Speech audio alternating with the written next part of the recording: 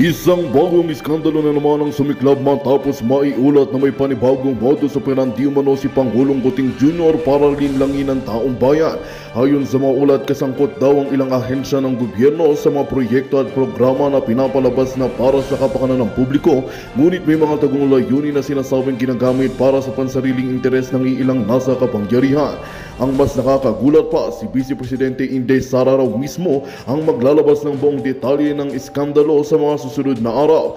Ayon sa malalapit na kampo ni VP Sara, hindi na raw niya kayang manahimik sa harap ng patuloy na panlilinlang sa taong bayan. Inaasahang maglalabas siya ng opisyal na bahayag na naglalaman ng mga dokumento, testigo at ebidensya na mag-uugnay sa Pangulo sa mga paniniwalang irregularidad. Samantala, nananatiling tikom ang bibig ng Malacanang hinggil sa mga paratang. Ngunit habang lumalakas ang ugong ng kontrobersya, nananawagan ang publiko ng malinaw at makatarungang imbestigasyon. Abangan ang mga inaasahang pagsasalta ni VP Sara na maaring tuluyang magpabago sa takbo ng kasalukuyang administrasyon. At yan nga ang balitang ating pagkakatutukan. Ngunit bago ang lahat, siguraduhin mag-subscribe at ihit ang notification bell para sa patuloy na pagtutok sa mga silap ng bagong balita sa tunay na boses ng masa.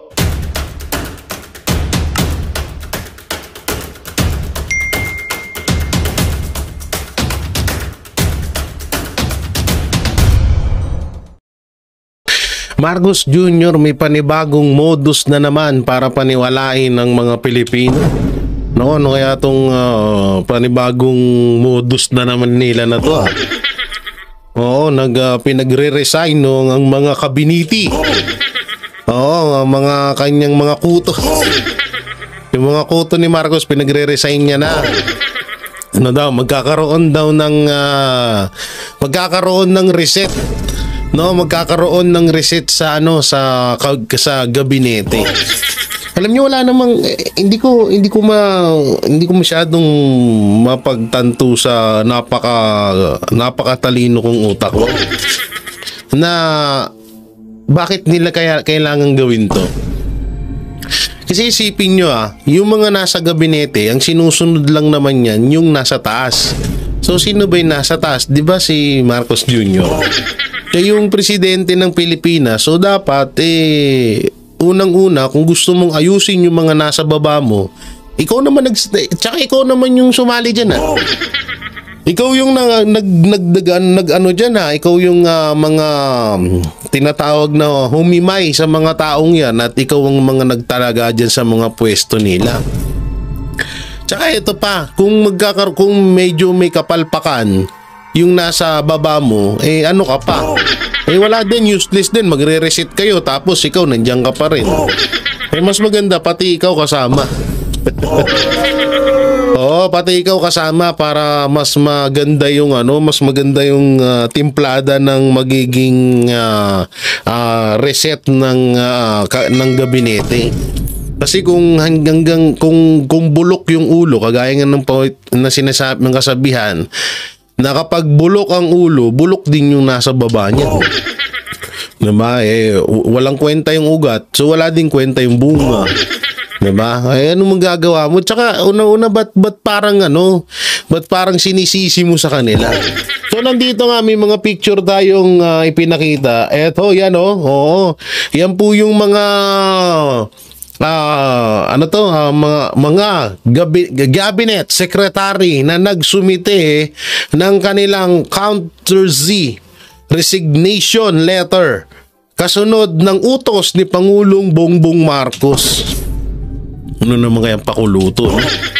So nandito si Sani Angara, Maria Antonia Yulo, Loizaga Renato Sulidom, Gilbert Teodoro Jr. Escudero, Anyo? Hindi ko kilala to. Cristina Roque, at ito Enrique Manalo, Dante Ang III, Ernesto Perez, Mark Mendoza, Jose Rizalino, Acusar. Sino to? Kaunan. Yan, si Teodoro Herbosa, Larry Gadon. Kaya naman pala ewan ko ba, lahat ng mga tolonggis na pagsama-sama Marcos, bilib din ako sa'yo.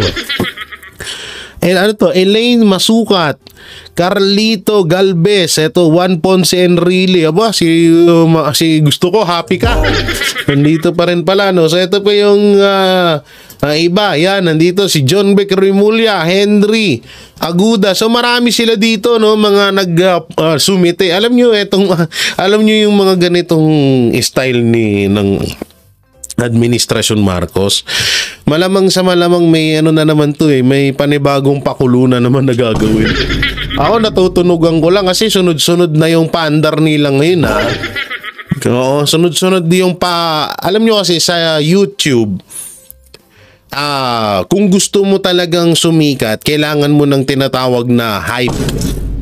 Ayop ka, ganun. Hindi, yung hype, no? Kapag gusto mong magpaano, yung talagang yung sasabay ka sa hype.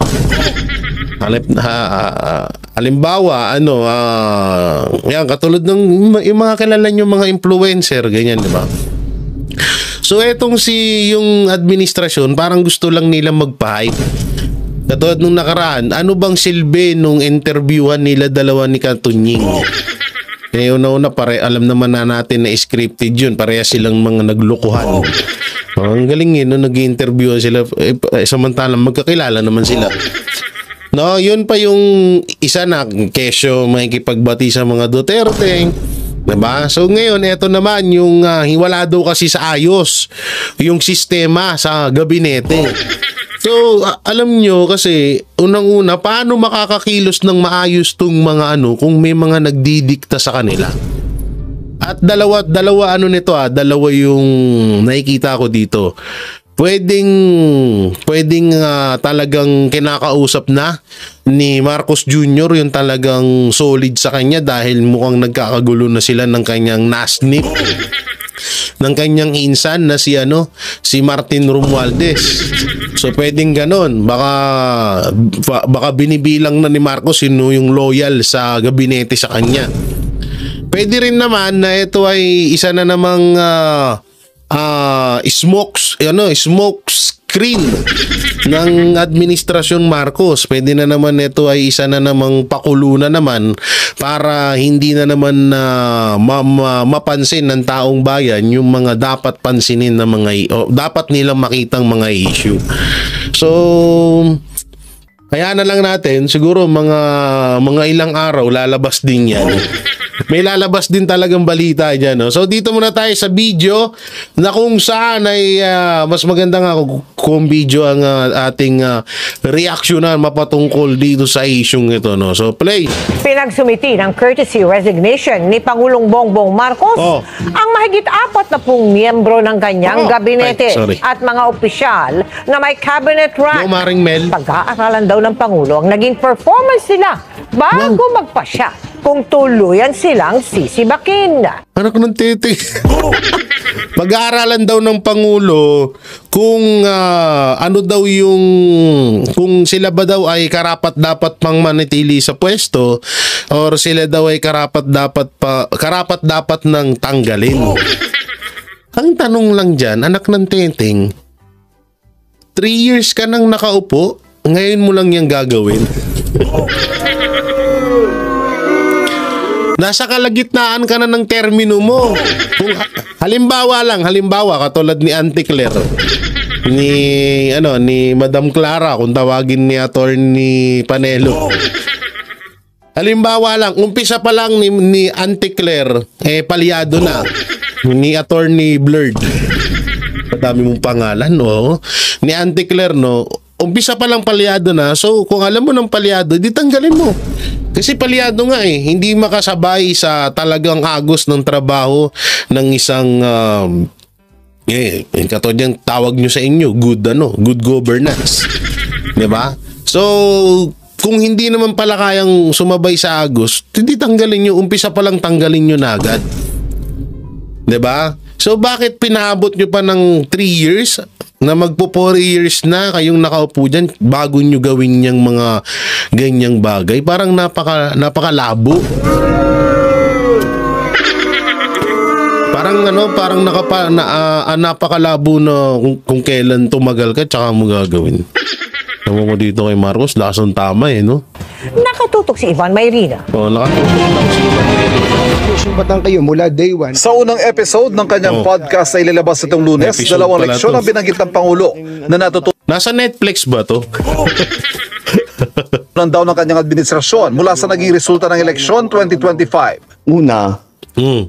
nagsawa na ang Pilipino sa politika. Sawan-sawa na sa politika. Pangalawa, Alam mo naman pala sawang-sawa ang tao sa politika, puro ka pamumulitiko. Ewan ko ba kung gaano nararamdaman ni alam niyo yung tipong niloloko mo yung sarili mo. Yung tipong bintang nga ng bintang na pinupolitika sila, pinupolitiko ako, pero sila naman yung gumagawa. Parang, it's so weird. Wow, English yun Oo. Parang alam mo yun, nakakaloko yung ganun, lokohin mo yung sarili mo, no? Parang sa love life, ay, eto na. Parang sinasabi nila na na masaya sila, hindi na, ay! Eto si Marcos, ganun eh. Unak ng teteng sasabihin niya, yung mga tao, sawang-sawa na sa politiko. Anak ng teteng, ikaw lang naman gumagawa niyan. Oo. Ang ganda-ganda ng samahan nyo ng mga Duterte. Ang ginawa mo, imbis na ipagpatuloy mo yung build project ng mga Duterte, war on drugs, anti-corruption, tsaka yung lumalaganap na sindikato dito sa Pilipinas, hindi mo ginawa. Sabi pa nga nung PNP chief nyo nga, di ba? Yung mga nag-overtime, hindi matatawag na addict pag gumamit sila ng droga. So, di ba, kung yun, nung una pa lang, inayos mo na, walang mangyayari. Kaso, alak ng teteng, puro pamumulitika ginawa mo eh. Sayang, di ako, ano rin ako ni Marcos Talagang bago ko magustuhan ng pamamalakad ng mga Duterte, ako ay talagang Marcos. Never akong naging dilawan. Pero yung pagdating kasi nito kay Marcos, palyado eh.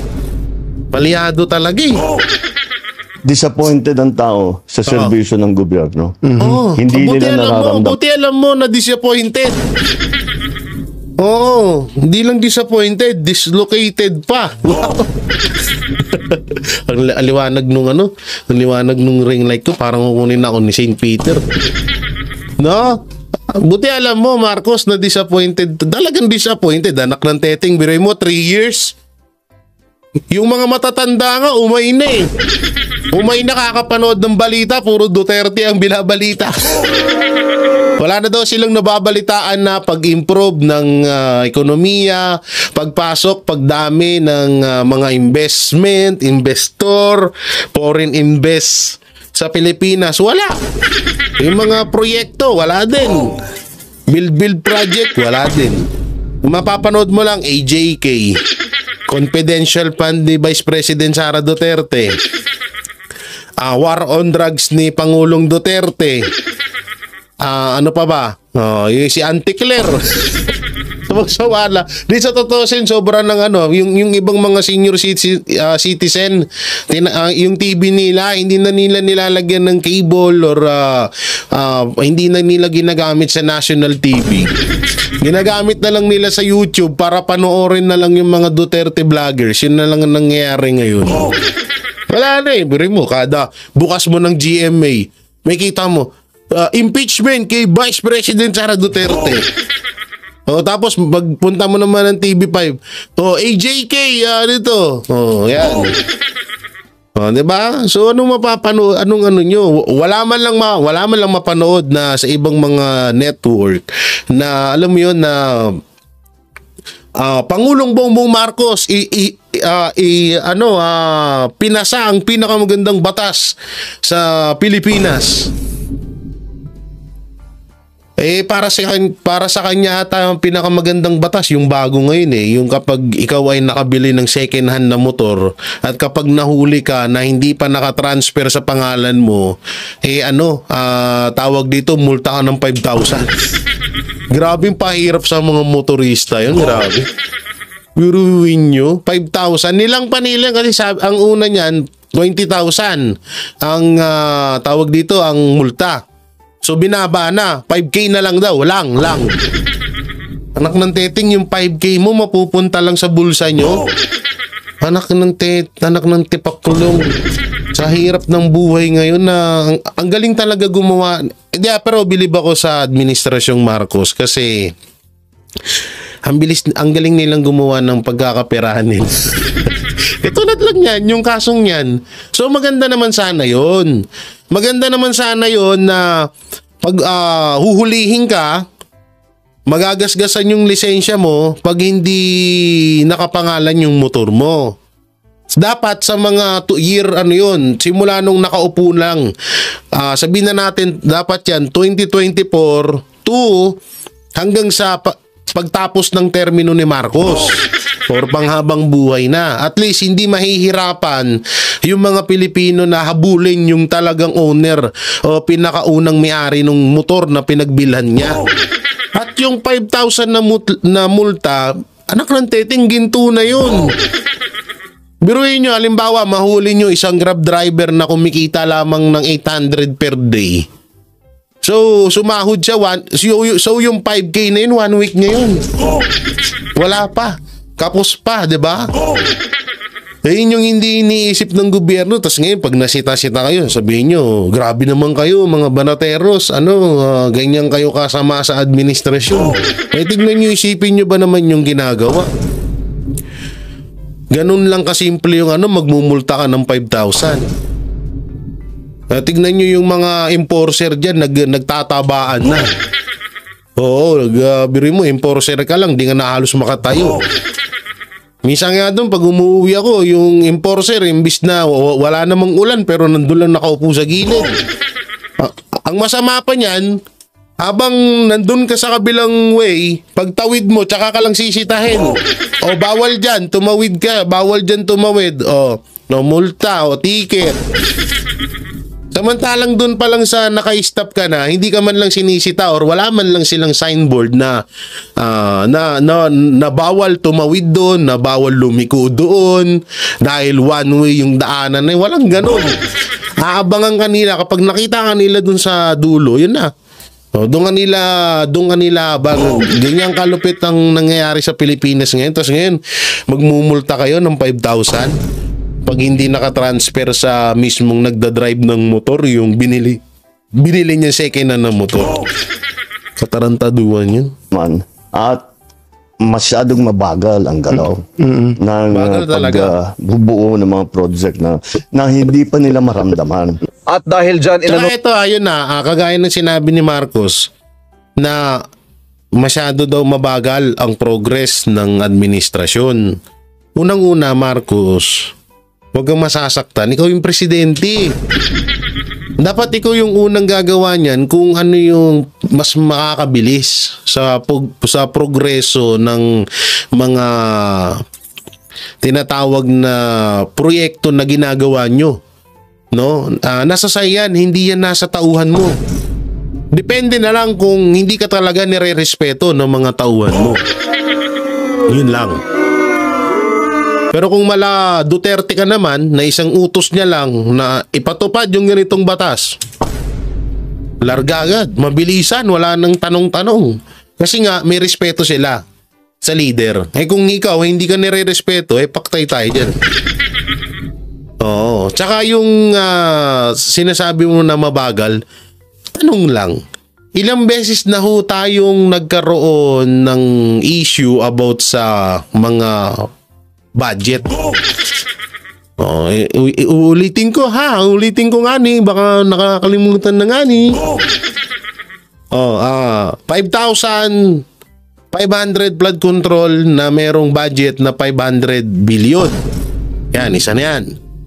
Unahin ko yung mga malalaki yung BICAM report na merong blanco na hindi alam kung saan gagamitin yung mga pera na yun, na merong 241 billion pesos plus baka kasama na doon talagang kabuuan na budget ng 2025 national budget ng BICAM report ay nasa 6 trillion 2 trillion na yun, 6 trillion. Grabe, kung si Pastor, kung mga Duterte ang may hawak ng budget na yun, siguro may mga, ano na tayo, may mga trend na tayo na papuntang Bicol, papuntang mga Visayas, gano'n, no? Papuntang Davao.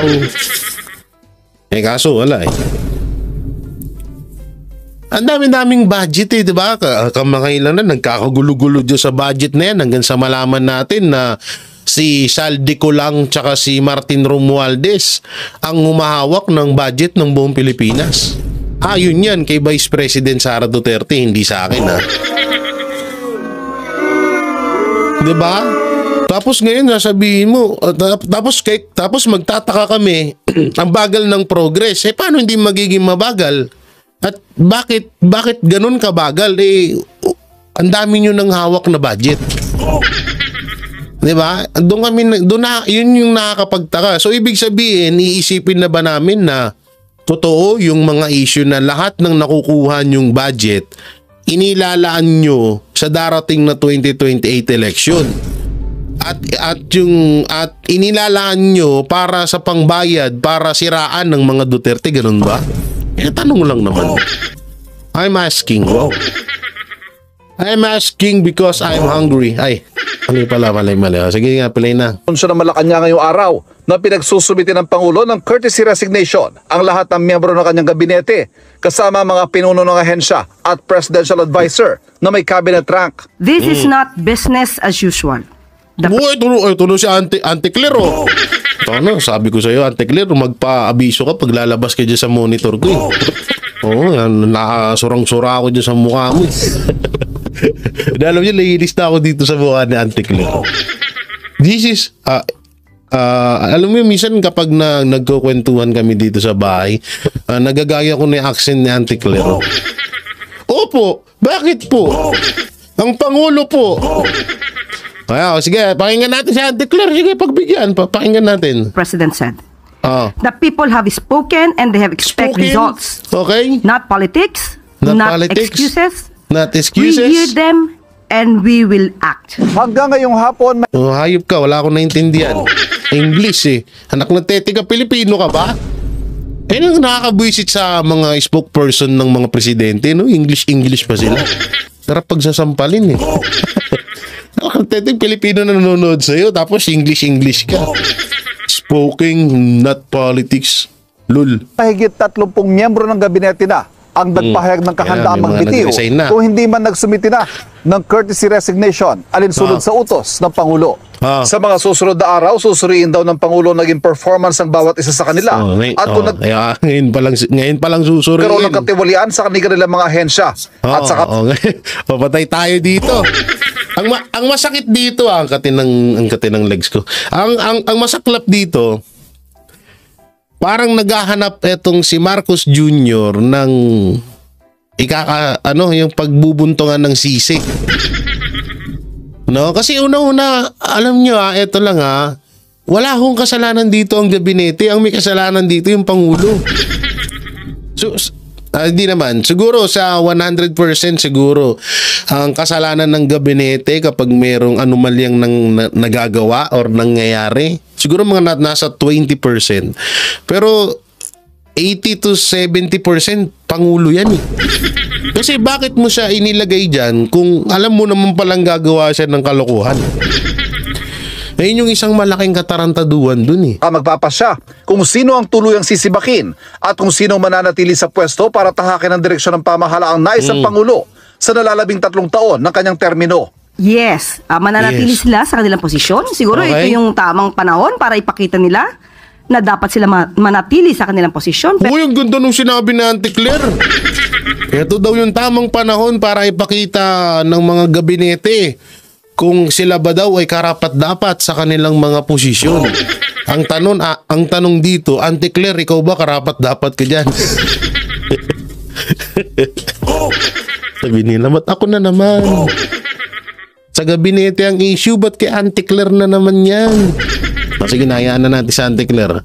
Nagagalit sa manong tingin sa akin, Parang kakainin mo ako, Auntie Claire, dito mabiro. Okay, play. Pero kapag nakita po talaga ng Pangulo na Pangulo, hindi mo deserve ang iyong posisyon, Aba. You will be out. At ito Oh, yung grobe yun. Taray na Antikler. Pang pang World War C yung punchline pang Lito Lapid no?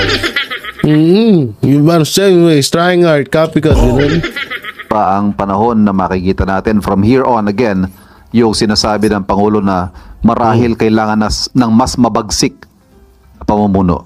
Iba yung ngiti ni Antikler kay Ivan Mayrina. Hoy, nakita ko sa personal niya si Ivan Mayrina, guwaping siya. Mukhang foreigner yan.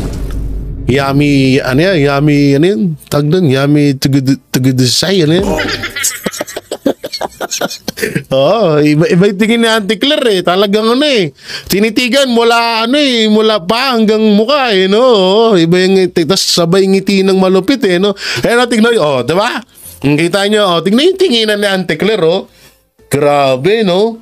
Ang lagkit Hindi alam ko single ata ito Uy, asan na yung nawala tuloy yung tinginan ni Antikler Asan na?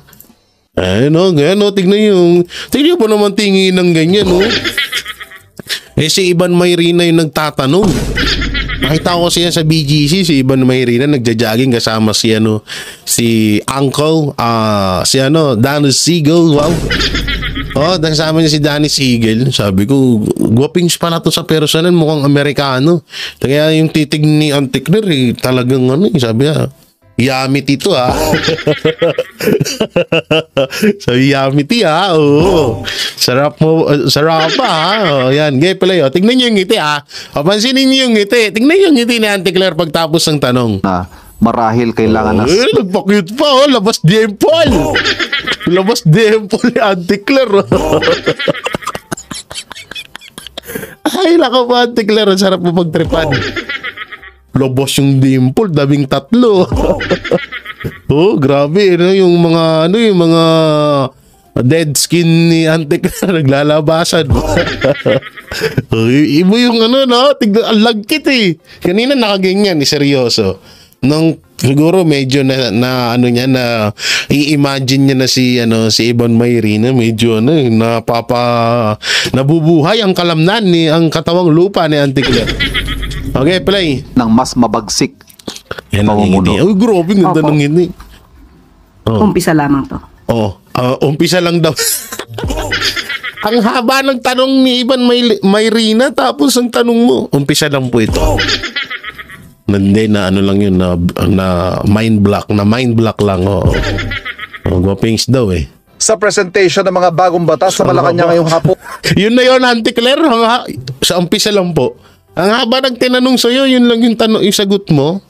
Present ang ilan sa mga miyembro ng kanyang gabinete. Tulad din na DILG Secretary John Vic Remulla, PCO Secretary J. Ruiz, DOST Secretary Renato Solidum, at DepDep Secretary Arsenio Balisacan na pawang nagsumiti na ng kanilang courtesy resignation. Idinaan naman ng Pangulo sa biro ang pagpapabitiw sa kanila. The honorable members of the cabinet. Teka, may laman pa ba yung kabinete ko? Who am I addressing now? Ganda nung joke ni Marcos, condolence. Sila lang natawa biro pala yun. Nagbiro lang naman po. Sabi dito biro ni PBBM sa isang event. May laman pa ba ang gabinete ko? Who am I addressing now? Biro pala yun. Ulitin ko nga, hindi ko kasi alam nyo kasi ako yung tao na hindi masyadong nagigets yung mga ganyang biro. Hindi ko masyadong dama. Okay, ulitin natin, play. The honorable members of the cabinet. Teka, may laman pa ba yung kabinete ko? Wala talaga, BBM, sorry condolence Namatay yung joke mo Joke pala yun. Hindi ko dama. Addressing now.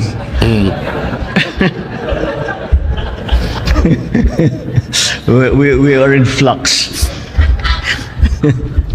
Isa sa mga ipinresentang batas sa pagtatatag ng Department of Economy, Planning and Development o ang dating NEDA. Bahagi ito ng kagustuhan niyang mas mabilis at mas ramdam na pakinabang ng taong bayan sa mga ginagawa ng pamahalaan. Magiging katuwang natin ang DepEd sa pagtiyak na DepEd bulol. Ba't kaya ganito? Nung nakaraan, sabi mo,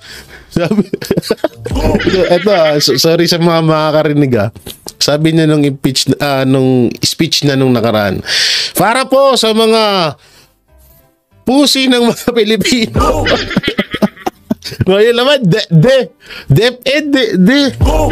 ay, naku po, nakaka-stress ka. Hindi pala, nakakawala ng stress ka, Marcos, promise. Araw-arawin mo yan, ha? Oo, ang sarap mo ilagay sa loob ng radyo. Mag-joke ka lang. Pagtiyak sa paggamit ng ating choppy pa rin talaga siya, no? Dapat nag-alamano ka na lang. Tayo ay nag-alamano. Magiging katuwang natin ang DepDev sa pagtiyak na paggamit ng